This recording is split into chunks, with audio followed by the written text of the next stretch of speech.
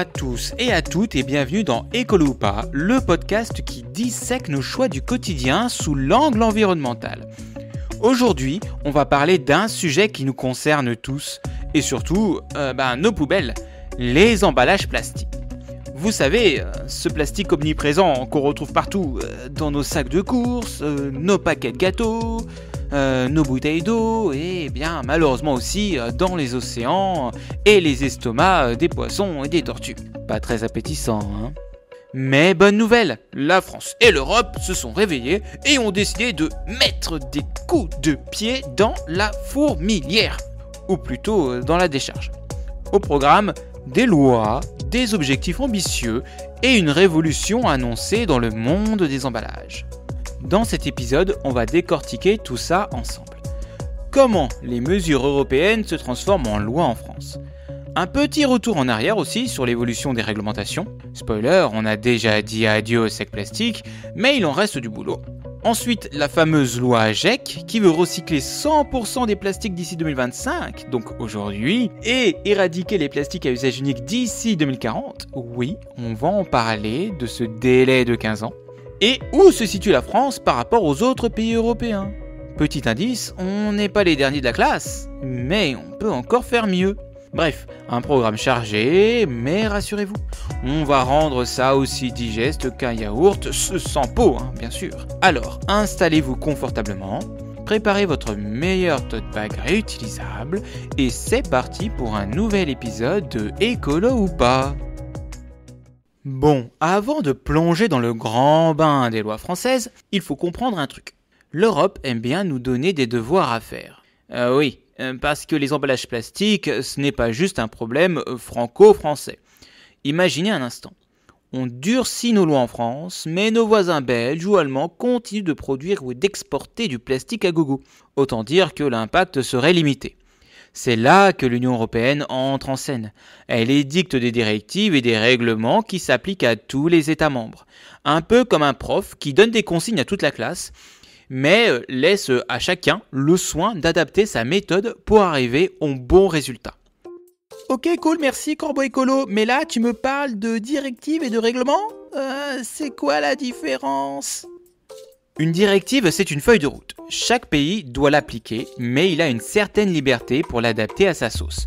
Par exemple, la directive européenne interdisant certains plastiques à usage unique, comme les pailles ou les assiettes en plastique, a été transposée en France avec la loi AGEC. Et pour la petite anecdote, les États-Unis, plus précisément Donald Trump, a décidé de revenir sur leur interdiction des pailles plastiques. Et oui, Donald Trump n'aime pas boire sa boisson avec une paille en carton qui se désagrège assez rapidement. Il préfère le bon vieux plastique, donc il décide de réintroduire cela. Ensuite, un règlement, en revanche, c'est du prêt à appliquer. Il s'impose aux États membres sans possibilité de modification. C'est le même menu pour tout le monde. Pas de version spéciale France. Et concrètement, qu'est-ce que l'Europe a décidé pour nous, petits Français, amateurs de baguettes et de pain au chocolat, sous plastique ? Eh bien, depuis quelques années, l'Union européenne met le turbo sur la réduction des déchets plastiques avec des textes comme la directive Single Use Plastic, SUP, adoptée en 2019, qui impose la fin de certains plastiques jetables. Bye bye les pailles, les couverts et les coton-tiges en plastique. Le règlement sur les emballages et les déchets d'emballage, PPWR, qui vise à réduire les déchets d'emballage, encourager le réemploi et renforcer la recyclabilité. Des objectifs chiffrés aussi à l'horizon 2030 et 2040, comme l'obligation d'incorporer un certain pourcentage de plastique recyclé dans les nouveaux produits. Et la France, en bon élève, ou presque, a transposé ces directives à travers la loi AGEC, adoptée en 2020. Un texte ambitieux qui fixe des objectifs nationaux plus stricts que ceux imposés par Bruxelles. Cocorico ? Peut-être, mais on va voir dans les prochaines parties si on est vraiment à la hauteur des ambitions affichées. Bon, maintenant je vous propose un petit retour en arrière, parce que oui, avant d'avoir des lois ultra ambitieuses comme la loi AGEC, on a d'abord pataugé un bon moment dans le plastique. Le plastique, c'est un peu comme une mauvaise habitude qu'on a pris dans les années 50 et dont on essaye de se débarrasser depuis sans trop de succès. Mais rassurez-vous, on progresse. Alors, accrochez-vous, voici un petit voyage dans le temps.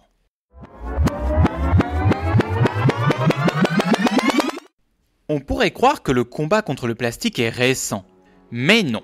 Dès 1992, la France met en place le fameux point vert sur les emballages. Vous savez, ce petit logo avec 2 flèches en cercle qui nous a longtemps fait croire que tout était recyclable. Spoiler, ce n'était pas le cas. En réalité, ce logo signifiait seulement, ou juste, que l'entreprise payait une contribution pour financer le recyclage. Bon, un bon début, mais pas encore la révolution qu'on attendait. Et puis, en 2016, grande avancée. Les sacs plastiques à usage unique disparaissent des supermarchés. Vous vous souvenez du tiroir de la cuisine rempli de sacs au cas où ? Eh bien, c'est fini. Les Français découvrent alors le plaisir du tote bag et du sac en toile de jute, qui finit par s'accumuler aussi dans un autre tiroir.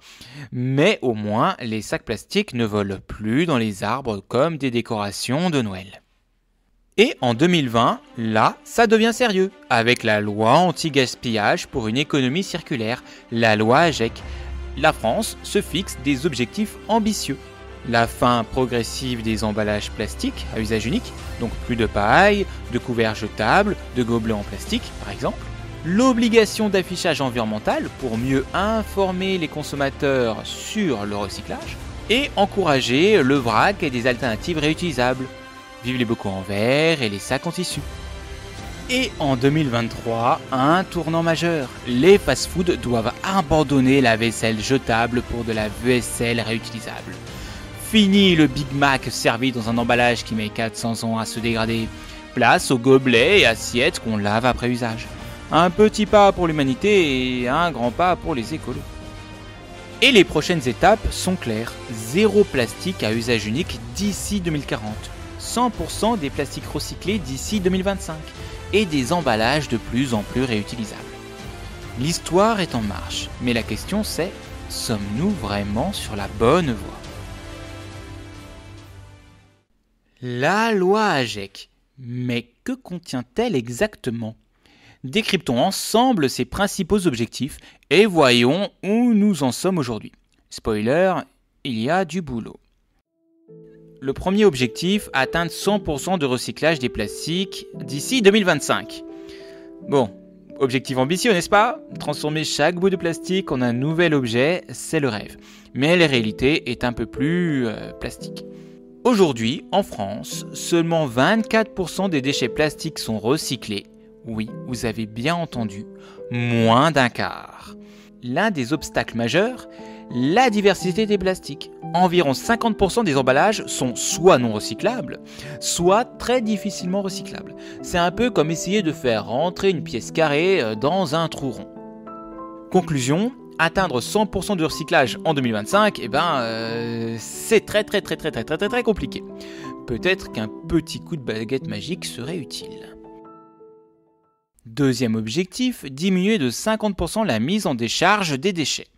L'idée ici est assez simple, moins de déchets qui dorment paisiblement dans nos décharges et plus de valorisation. Où en est-on aujourd'hui ? Eh bien, en 2019, plus de 70% des déchets municipaux en France ont été recyclés, contre seulement 26 en 2001. C'est une belle progression. On est sur la bonne voie, mais il reste encore du chemin à parcourir pour atteindre l'objectif de 50% de la mise en décharge. Troisième objectif, supprimer les plastiques à usage unique d'ici 2040. 2040, c'est loin, non ? Pourquoi attendre si longtemps pour dire adieu au plastique à usage unique ? Eh bien, il faut une transition progressive. Changer les habitudes de production et de consommation prend du temps. Il faut permettre aux industries de s'adapter et aux consommateurs de changer leur comportement. Et il faut aussi trouver des alternatives durables et efficaces au plastique à usage unique, et ça nécessite de la recherche et du développement. Donc, même si 2040 semble loin, cette échéance permet une transition en douceur vers des solutions plus écologiques. Ensuite, le quatrième objectif, c'est d'imposer un taux obligatoire d'incorporation de matières plastiques recyclées dans les nouveaux produits. En soi, recycler c'est bien, réutiliser, c'est mieux. Où en est-on aujourd'hui ? Eh bien, en Europe, la production de plastique recyclé post-consommation a augmenté de plus de 57% entre 2018 et 2022, passant de 4,9 millions de tonnes à 7,7 millions de tonnes. Alors, toujours, pourquoi ce délai de 15 ans pour cet objectif ? Eh bien, les chaînes de production doivent être modifiées pour intégrer des matières recyclées, ce qui nécessite des investissements et donc du temps. Il faut aussi s'assurer que les matières recyclées répondent aux standards de qualité et de sécurité, et c'est un défi supplémentaire. Donc, intégrer davantage de plastique recyclé est en bonne voie, mais ça nécessite une transformation profonde de nos industries. Voilà pour le tour d'horizon de la loi AGEC. Des objectifs ambitieux, des chiffres de taille, mais une chose est sûre, la machine est en marche.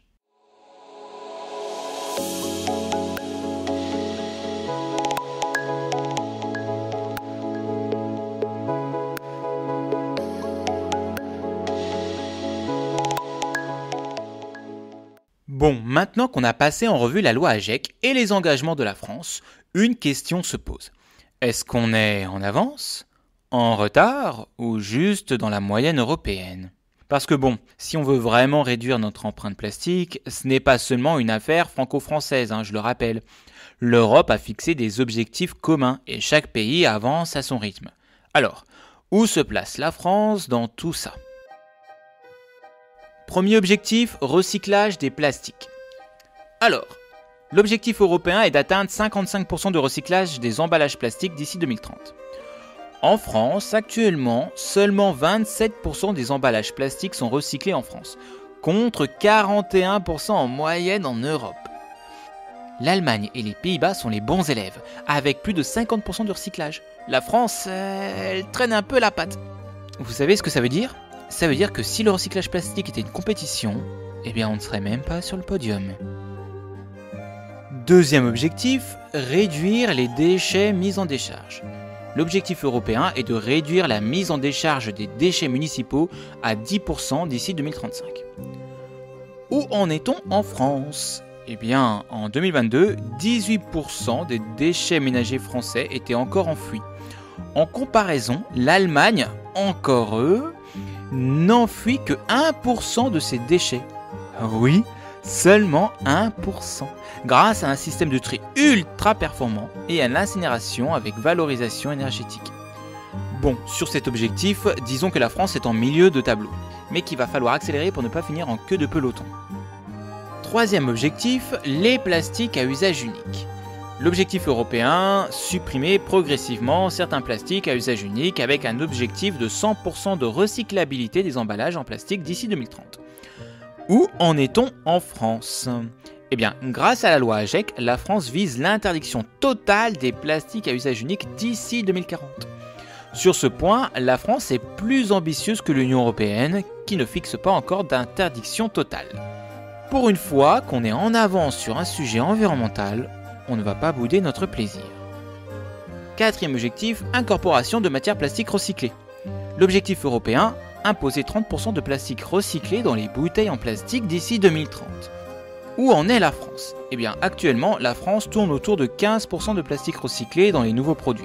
On est donc encore loin du compte. Certains pays comme l'Allemagne ont déjà dépassé les 25% et se rapprochent des objectifs européens. Allez, on y est presque, mais il va falloir redoubler d'efforts pour atteindre la moyenne européenne. Alors finalement, la France, bonne ou mauvaise élève ? Bon, il y a des choses qu'on fait bien, comme l'interdiction des plastiques à usage unique, ça on est en avance sur l'Union européenne, c'est cool, et aussi le développement du vrac et des emballages réutilisables.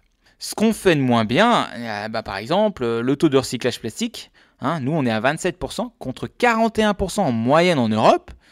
La mise en décharge est encore trop élevée et l'incorporation de matières recyclées dans les emballages, elle est encore insuffisante. Au final, la France n'est ni première de la classe, ni cancre absolu. Elle est plutôt dans la moyenne basse. On a des ambitions fortes, mais maintenant, il faut passer à la vitesse supérieure. Pour conclure, les politiques sur les emballages plastiques évoluent rapidement, tant en France qu'en Europe.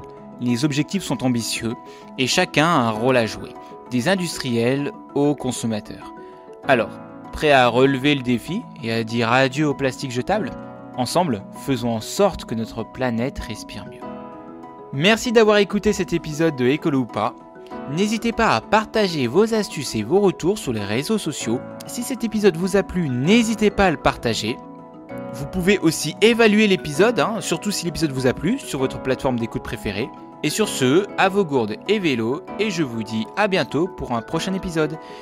Et comme les épisodes précédents, je vous propose de nous quitter en musique. Allez, salut!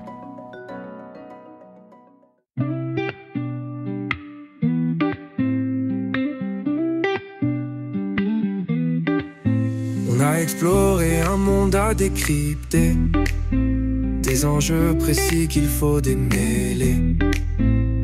Climat, justice ou cap en folie, chaque épisode un peu plus de clarté dans nos vies.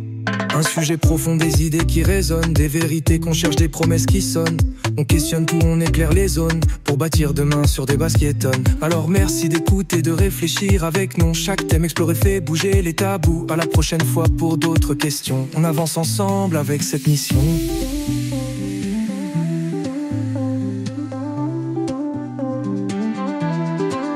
On éclaire les faits, on creuse les voies.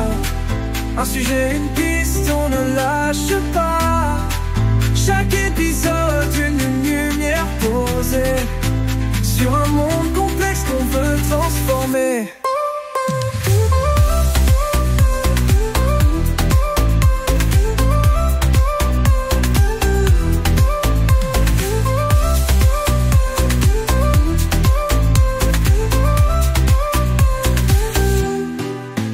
On a exploré un monde à décrypter, des enjeux précis qu'il faut démêler.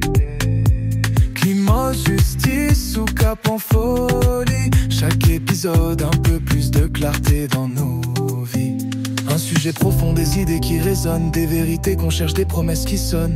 On questionne tout, on éclaire les zones pour bâtir demain sur des bases qui étonnent. Alors merci d'écouter, de réfléchir avec nous. Chaque thème exploré fait bouger les tabous. À la prochaine fois pour d'autres questions. On éclaire les faits, on creuse les voies.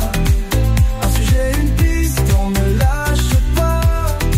Chaque épisode, une lumière posée sur un monde complexe qu'on veut transformer.